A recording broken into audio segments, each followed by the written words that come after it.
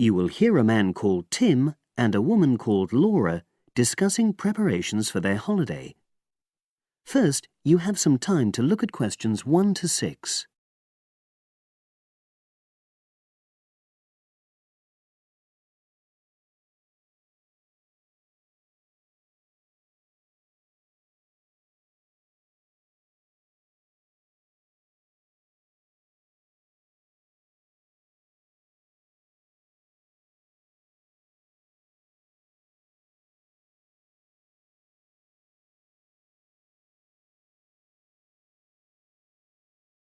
You will see that there is an example which has been done for you. On this occasion only, the conversation relating to this will be played first. Our plane tickets arrived this morning. It reminded me how much there is to do before we go. Let's write everything down, shall we, so we don't forget anything? Yes. And last time we went away, we almost forgot to collect our currency from the bank. So let's start with that. Laura says that they should collect their currency, so currency has been written in the space. Now we shall begin. You should answer the questions as you listen, because you will not hear the recording a second time. Listen carefully and answer questions 1 to 6. Our plane tickets arrived this morning. It reminded me how much there is to do before we go. Let's write everything down, shall we, so we don't forget anything? Yes. And last time we went away, we almost forgot to collect our currency from the bank. So let's start with that. Good thinking. And wasn't there an appointment you said you'd got to cancel? Yes, the hairdresser. Thanks for reminding me. Can you write that down too? The shop will be closed now, but I'll do it first thing on Monday. OK. Then starting on Tuesday, we've got to take the tablets we got from the pharmacy. We really mustn't forget to do that. We're not protected against malaria till we've been taking them for at least 7 days. No, so that's really important. And what about shopping? There's still a few things we've got to buy the next time we're in town. We need some more sunblock, don't we? We've only got that Factor 10 stuff. It won't be strong enough. I've already bought that. But what we do still need to get is sunglasses. The ones I've got aren't good enough, and I don't think yours are either. OK, I've noted that down. And I think I'm going to get another bag too, just a small one. We always seem to come back with more things than we take. Should we get an extra lock for our suitcase as well, just in case the one we've got breaks? They don't seem to last long. Yes, they are a bit flimsy. OK, right. Oh yes, and we need an adapter for our electrical things, your hairdryer and my shaver. The plugs on them are bound to be the wrong type. We could get one at the airport. They always have them there.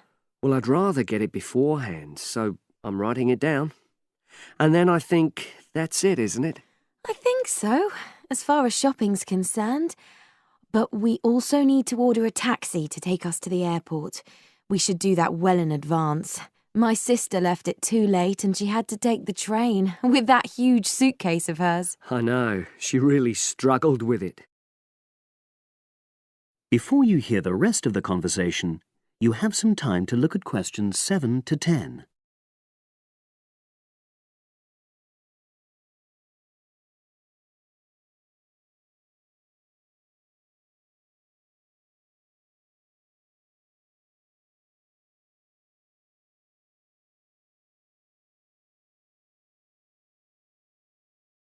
Now listen and answer questions 7 to 10.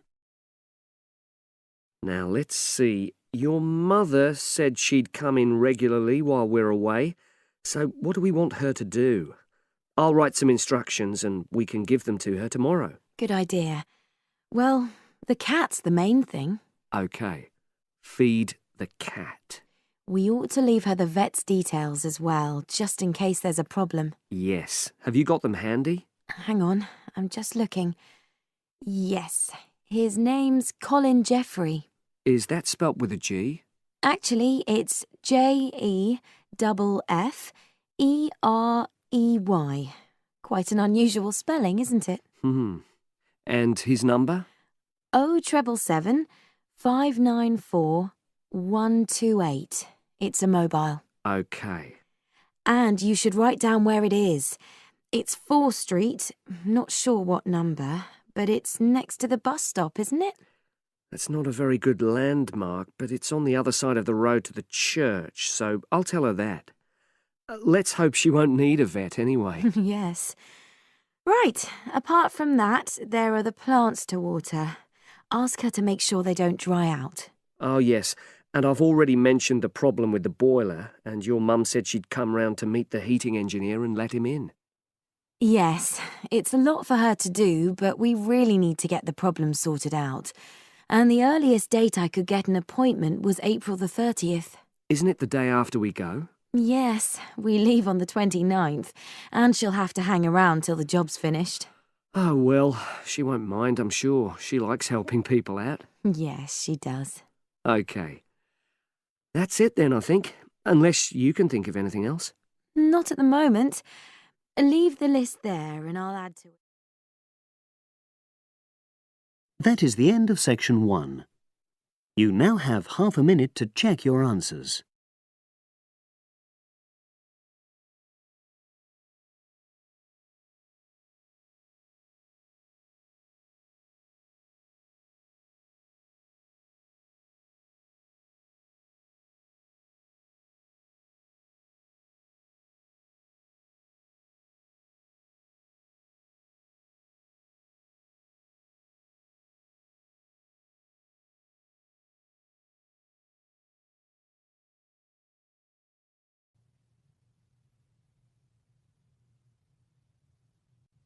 Now turn to Section 2.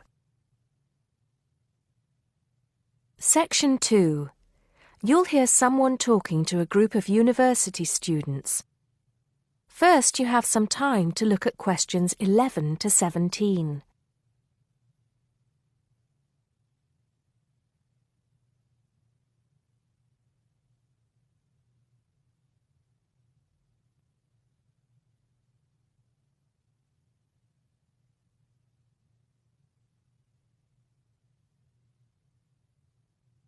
Now listen carefully and answer questions 11 to 17.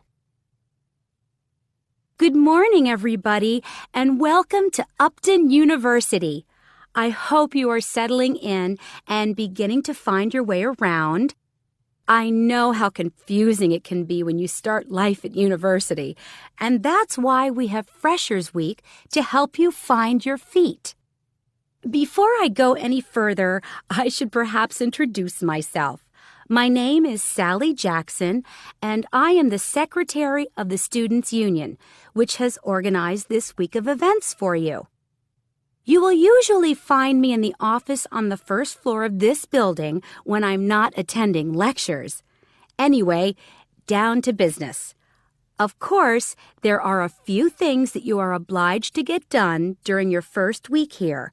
But once you've opened a bank account, if you haven't got one already, seen your director of studies to discuss which courses you are going to take, and signed up with a doctor, there will be plenty of time left to enjoy the events we have arranged for the week.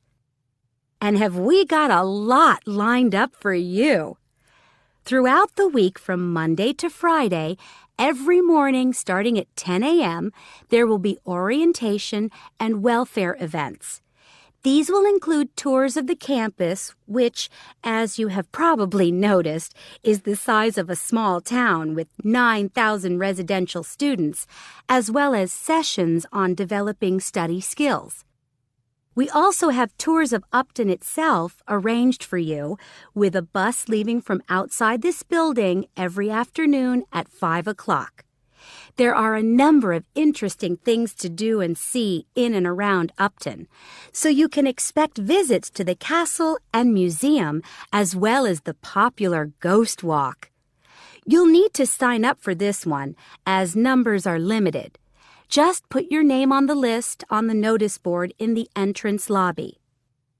An important event is scheduled for Monday, that's the day after tomorrow, when we will be holding the academic fair. This is an opportunity for you to speak to students and academic staff about the courses that are on offer. The academic fair starts at 1 o'clock, by the way. There are a couple of other fairs that I think will interest you. First of all, we have the Societies Fair on Tuesday the 16th, which I think is an absolute must. You might not believe it, but the university has over 150 societies and sports clubs you can sign up for, so you are sure to find something of interest to you. That also starts at 1 o'clock, and it will be here in the Union Building. Also in this building is the Trade Fair on Wednesday from 2 until 5 in the afternoon. This one might sound a bit strange because you will find a load of banks and other businesses here trying to get your custom. You will find plenty of bargains and, best of all, a lot of the businesses give away stuff for free. Before you hear the rest of the talk, you have some time to look at questions 18 to 20.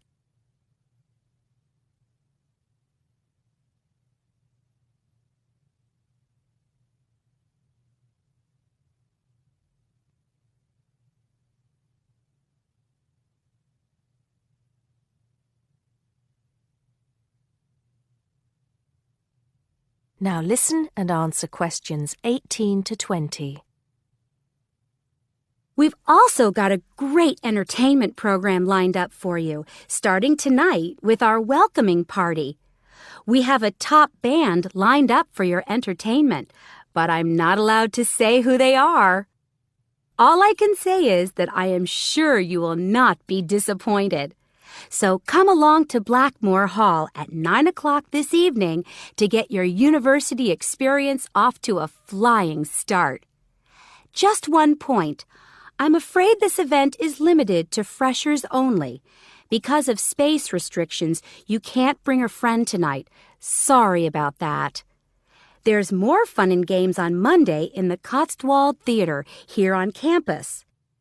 We have booked two of the cleverest comedians in the country, Paul Frazier and Jenny Brown, for a 3-hour show.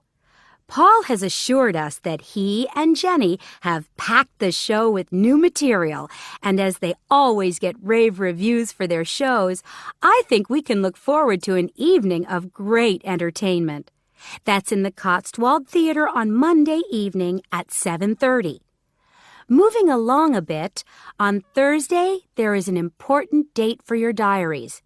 This is the official Freshers opening ceremony, when the dean welcomes you to Upton University. So remember, Thursday the 18th from 2:30 to 3:30 in Blackmore Hall. You certainly should go to this one, and by the way, light refreshments will be available. At the end of the week, on Saturday, you have the chance to dress up in your smartest evening wear for the official Freshers' Ball.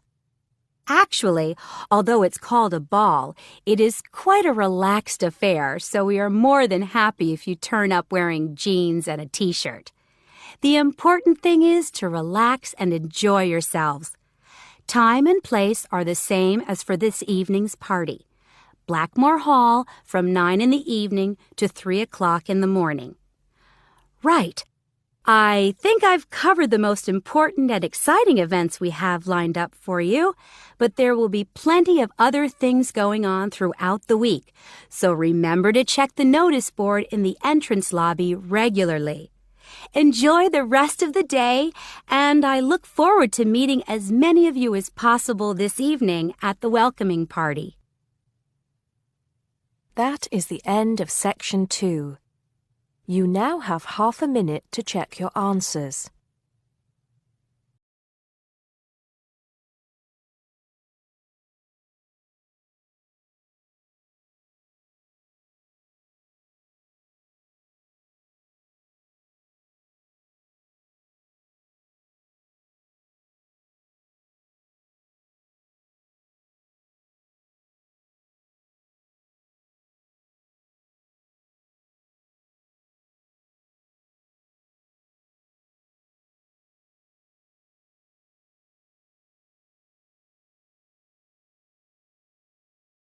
Now turn to Section 3. Section 3. You are going to hear a conversation on rivers. First, you have some time to look at questions 21 to 25.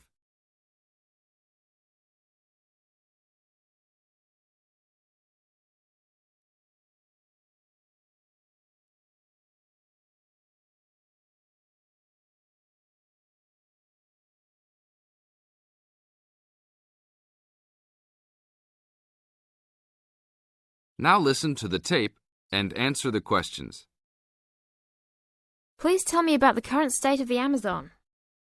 We have increased deforestation, increased human population relating to deforestation, and a role of fire in the Amazon on a scale that's never been seen in history. At the same time, you can see progress in trying to counter that negative trend. How do you see this? We see this in the creation of national parks and indigenous areas, and efforts to fund sustainable development activities for locals. We see both good and the bad, and it's going to be a race to finish. I understand that you started the Minimum Critical Size of Ecosystems project. Could you tell me about it? A number of years ago, it became apparent that those practicing conservationists didn't have the scientific information available to properly design a conservation area. They didn't know how big it had to be, right? People were learning that as forests fragment, the fragments begin to shed species after they become isolated, so they end up becoming poor examples of what they had been. This relates to the size of the fragment. Do people still study this? Yes, there is a rich subfield of conservation biology that looks at the efforts of fragmentation.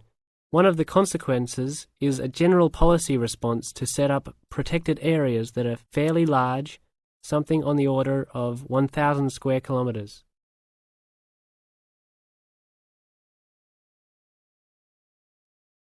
Now look at questions 26 to 30.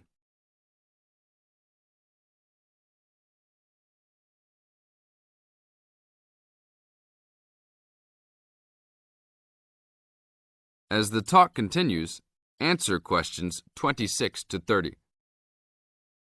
Can you talk a little bit more about the forest fragmentation? As habitats are destroyed, they are accompanied by habitat fragmentation. So when 50% of a forest is lost, the remaining 50% being is not one large block, but smaller pieces, which makes the conservation problem even worse than saying that 50% has been lost. And this affects not just forest, but species diversity, correct? In terms of species loss, we can't give you precise numbers about how many species are lost because of these fragmented landscapes, but we're beginning to get close to where we can make that estimation. And so one of the policy responses to all of this, beyond just trying to create large protected areas, is to try and reconnect the fragments. You've been active in many projects studying the Amazon region over the years. Can you tell us about that process of understanding the Amazon? When people first started looking at conservation priorities, there was not much information about the geography of plant and animal species. One of the first clues was an analysis done in 1969. This looked at bird species and found geographic clusters of species which occurred nowhere else. And those are priority areas for conservation. Was this when people began prioritising refuges? Yes, it was the first time that someone looked basin-wide at priorities, giving priority to so-called refugean areas. Was this when the new trend to use Geographic Information Systems, or a GIS, started? That was in 1990 after we worked out a whole set of biological and conservational priorities and produced a big map using GIS. What are some of the things that GIS does? Well, there are several advantages of using a geographic information system. First, you can continually update the system so that it's now a constantly changing picture. You can actually watch changes. Then you can include large amounts of data, including information about the vectors of development. Roads, railroads, pipelines, hydroelectric projects, etc. And finally, because it is accessible on the internet, it makes this information available to anyone who's interested. This is the end of Section 3. You now have half a minute to check your answers.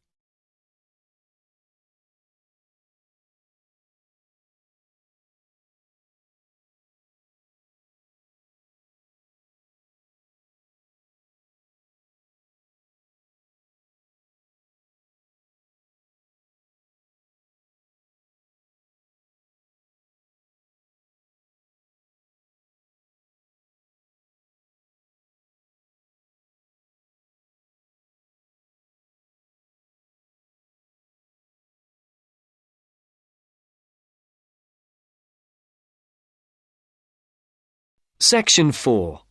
You are going to hear a talk on the writer Charles Dickens, given by a university lecturer to a group of students. First, look at questions 31 to 35. Note the example that has been done for you.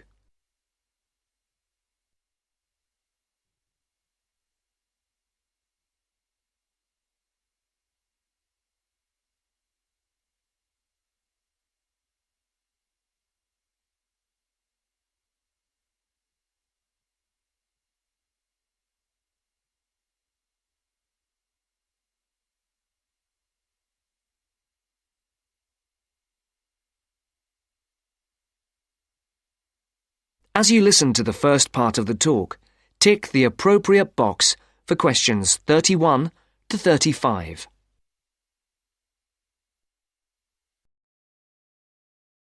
Good morning. My name is Professor Sarah Lennon, and I'm here today to talk to you about the works of one of the greatest writers in the English language, Charles Dickens. He wrote many books, and if we bear in mind that there are over 2,000 characters in his stories, we can get an idea of the complexity of his work. I've selected one novel from your reading list that I would like to talk about to illustrate his genius, namely Dombey and Son. But before we look at this work in earnest, I thought it might be a good idea to have a quick look at his life, and also at a few of the major events that happened during his lifetime, so that we can try to put his writing into perspective. Dickens was born on the 7th of February, 1812, at the time when his father was working in Portsmouth Dockyard. His father was transferred to London in 1814. To help give us a picture of the time Dickens was born into, it's worth noting that in 1814, when Dickens was 2, the first efficient steam locomotive was constructed in Newcastle upon Tyne. Then, in 1817, the year that Queen Victoria was born and Waterloo Bridge in London was opened, the Dickens family moved away from London. And to give Dickens' life a literary perspective, in the following year, works by other famous English writers were published: Jane Austen's Northanger Abbey and Persuasion, Mary Shelley's Frankenstein, and Scott's The Heart of Midlothian. When Dickens was almost 10, his family circumstances changed, and in 1822 the family moved back to London. In 1824, John Dickens was arrested for debt and imprisoned in the Marshalsea, near London Bridge, in London. This event had a profound effect on Dickens' writing. From 1827, Charles Dickens had various jobs as solicitor's clerk, freelance reporter, and newspaper reporter. Before the speaker continues the talk, look at questions 36 to 40.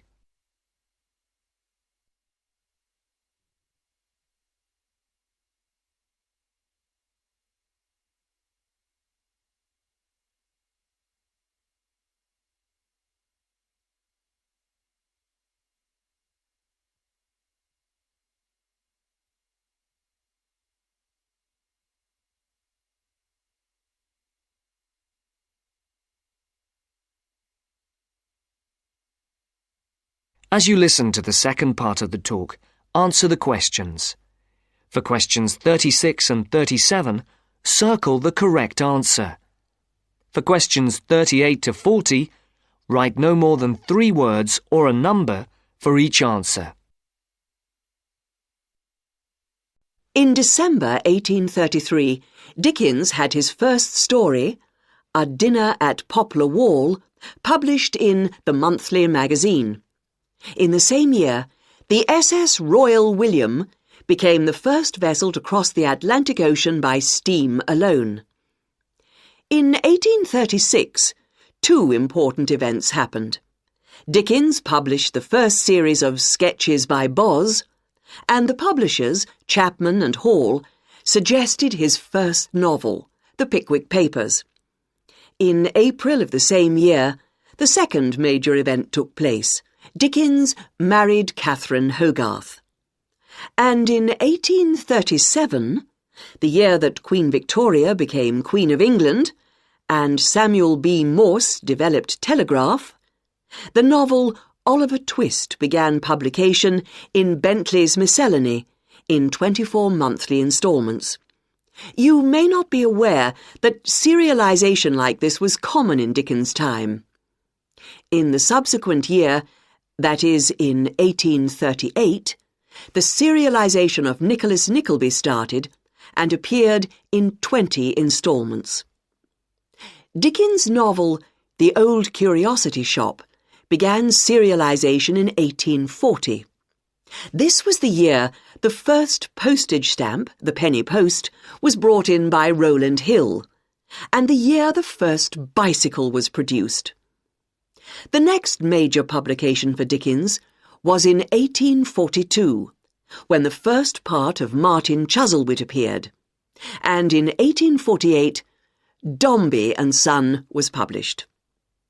Now, do you have any questions before we go on to look at this work in some depth? No? That's the end of section 4. You now have